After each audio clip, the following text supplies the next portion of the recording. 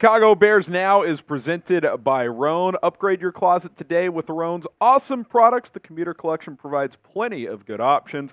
Get 20% off with code ChatSports at roan.com/chatsports. Little Friday news dump from the NFL. Big salary cap increase. It's jumping up to $255.4 million.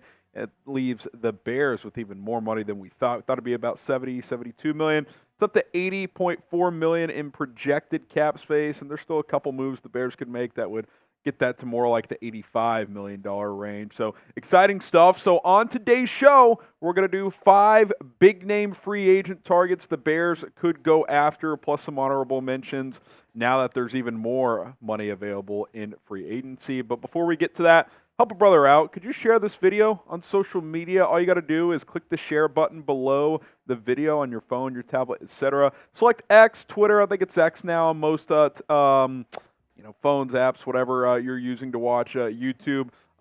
Select Twitter and tag me at HGramNFL and then post that post. If you tag me, I'll retweet, follow you back. So go ahead and do that. If you're not on Twitter, share to Facebook. I would greatly appreciate it. The more shares we get, the more exposure this show can get. Appreciate the love. All right, let's get to some big name free agent targets with the salary cap increase. How about Chris Jones? Look, I think it's a long shot. I do think that if the Chiefs allow him to hit free agency, then the Bears are a team that could make sense for a variety of reasons. Number one, what have they said for 2 years? The 3-tech position is the engine to this defense. That's straight from Matt Eberflus's mouth. Well, that's still not a position that they have solved at a high rate. Justin Jones was fine. Javon Dexter is a young, promising player, and I think Eric Washington's going to help develop him, but we know what Chris Jones is, and that is one of the best players in the NFL at his position. Another reason why I think the Bears would at least have a shot if he does hit free agency is Ryan Poles was in that front office when they drafted Chris Jones. You would think there is some level of a relationship there between the Bears GM and Chris Jones. Now, you would think Jones would prefer to stay in Kansas City, chase some more Super Bowls with that nucleus, but maybe they don't want to pay $30 million, which is what his projected contract is on a per-year basis per PFF. Spotrac has something similar. The Bears would maybe have to pay a premium. Maybe you have to go up to 32, 33, but maybe you're willing to do that now with this cap increase. I get it. It's a lot, but the guy's a game wrecker, and you put him next to Montez Sweat, you almost don't have to invest anywhere else in that defensive line. Role players will fill out the rest of that group perfectly fine. Sticking with the D-line, Danielle Hunter, a player we've talked about quite a bit here on this show because A, I think he's gettable, and B, I think he is a player that the Bears will heavily consider.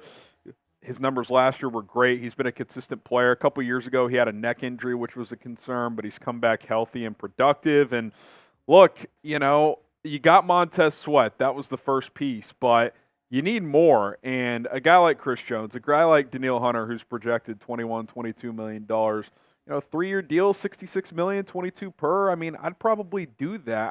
I think of this quote from Eric Washington at his introductory press conference saying, "We're going to be a team that generates pressure with the front four. We're going to be the best pass rush in football. We have the personnel to get that done." He said that later, but I don't think they have the personnel to get consistent pressure with 4. The Bears' pressure improved last year for a couple reasons. 1, Montez Sweat helped.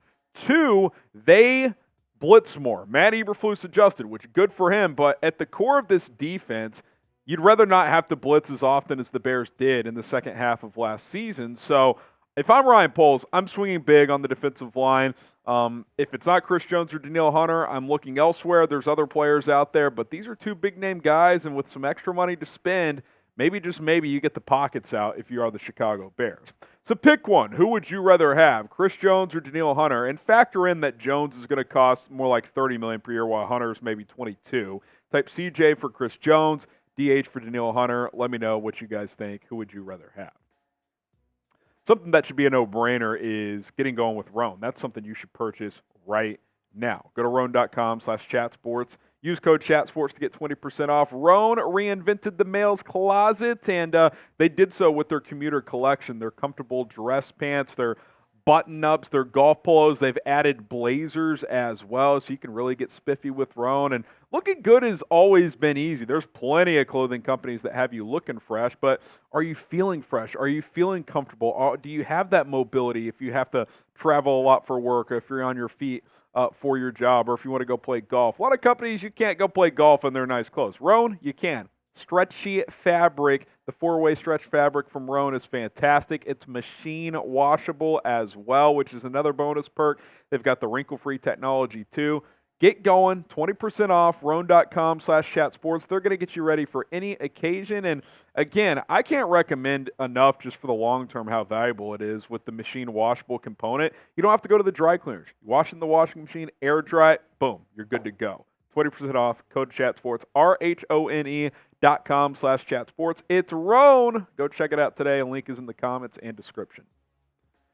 Let's get to our next free agent here, Saquon Barkley, who on my recent perfect free agency plan, money kind of dried up, so I didn't go running back. But now that you have an additional $10 million, maybe you do consider the running back position, which I have said at various points in this offseason, I like the idea of getting a proven RB1 to pair with my young running back. I think this is going to be a team, or to pair with my young quarterback, that wants to run the football, play with physicality, and set up play action off of that, regardless of who the quarterback is, whether that's Justin Fields, Caleb Williams, Drake May, whoever. I think this is a team that's going to want to be balanced and wants to lean on running the football. Shane Waldron's best year in Seattle, sure, Geno Smith had that awesome season in 2022, but they ran the football a lot, and they ran it effectively. And so I think that's what they're going to want to do here in Chicago. And sure, you've got some good runners on this team, which we'll talk about in a minute, but Saquon Barkley projected $12 million. We're going to talk about another running back in a second. I mean, on a 2-year deal maybe for one of these players, I would be very intrigued, and I would be very open to going that route. So let's talk about the other runner. That's Derrick Henry, who still getting it done with the Tennessee Titans. It's pretty clear he's going to be moving on there. They're not going to re-sign him. I mean, he addressed the crowd at his final home game. It would be pretty surprising at this point if he returned to Nashville. But you look at the production, man. I mean, sure, the yards per carry is down a bit, but it's still well over 4 there, 12 touchdowns. I mean, $10 million per year projected contract via PFF. Like 2 years, $20 million for Derrick Henry. Like, I'm having visions of this guy in December wearing teams down at Cold Soldier Field in the fourth quarter of these games. Like, he can do that still. He can be a tone setter for an offense, which is why I like him a lot. I mean, the Bears kind of had Derrick Henry light last year and Deontay Foreman, and you saw in a few games in the middle of the season he was able to do that. He's not nearly the runner Derrick Henry is. You put Derrick Henry or Saquon Barkley at the top of this room, Khalil Herbert's your change of pace guy, then Roschon Johnson can be your third down back with his protection in the pass game and the guy you can dump the ball off to. I like that quite a bit. Now, the way I see it, the Bears have two options, or really two paths they can go with this running back unit. They could stick with this committee approach, which is fine. Khalil Herbert can be your RB1 with Roschon and then probably a rookie to join the rotation as a three-man back rotation. Or you can do what we're talking about here on today's show, throw $10 million at a quality veteran like Saquon or Derrick Henry on maybe a 2-year deal, get a true RB1, still have Khalil Herbert and Roschon Johnson, and have options, right? Like have a true downhill lead back with some change of pace guys behind him. I like it if the money's right. I don't know if Ryan Poles will do it, but with this cap increase, maybe it's something that gets more consideration. Should the Bears invest in a big-name running back? Type Y for yes. Type in for no. I would heavily consider it, man. We'll see if the Bears do. All right, and then let's talk about Mike Evans here, who early on after the Bears season ended, I was high on this idea. I'm still very much open to it. I'm not as high on it, but with this money increase, maybe it's something you reconsider if you're the Bears. Now, I still think Tampa is going to end up bringing him back. Sounds like reports out of Tampa, they want to bring both Baker Mayfield and Mike Evans back, but you want to talk about the epitome of consistency? 10 straight 1,000-yard seasons to start a career. I don't think people realize this guy is going to probably be a first-ballot Hall of Famer, and he's maybe the most underrated and most underappreciated receiver in football. Guy's unbelievable, and he's still only 30 years old. Like, he was playing in the NFL at 2021. So now he's projected to get $23 million per year. Do you want to pay that to a 30-year-old receiver? I think stylistically he's an awesome option opposite of DJ Moore, a big physical boundary receiver, whereas DJ Moore can move around. He can play the slide. He can play on the outside. You can get him the ball in space.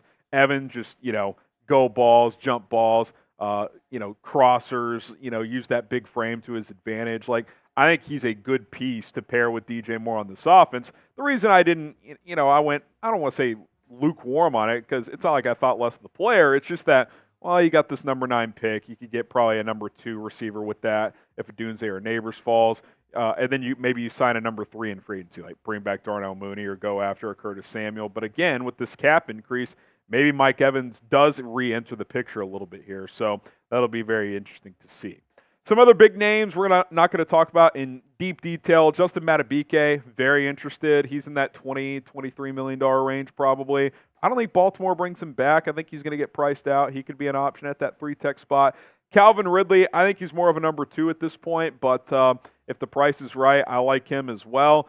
I don't like Josh Jacobs as much as Derrick Henry and Saquon, but maybe he's $8-9 million, $10 million per year, 1-2-year deal. I'd be open to it. Bryce Huff, Jonathan Greenard, similar tier edge rushers. Greenard more complete as a run stopper. I think Huff's a slightly better pass rusher, so kind of a flavor game there, but I think 2 players that could tickle Ryan Poles' fancy if he's interested there. 5 names that I just think are going to be likely tagged. I included Jaylon Johnson, obviously. Hopefully Bears get an extension done, but he'll get tagged. He'll be here. But T. Higgins, I don't think he hits the open market. Brian Burns, Josh Allen, they're certainly going to be tagged. They're not going to be available. And then I think L'Jarius Sneed gets tagged too. And, we haven't talked much about Sneed because you have Jaylon Johnson, which means you don't need to take a swing at a guy like Sneed anyway. But did just want to kind of verbally mention him as well. So name a free agent the Bears should sign. We've talked about a bunch of them this offseason, but now $255.4 million, over a $30 million increase in salary cap from one year to the next. NFL is booming, baby. We're trying to do the same here at Chicago Bears now. We're not going anywhere. Subscribe. We'll see you soon.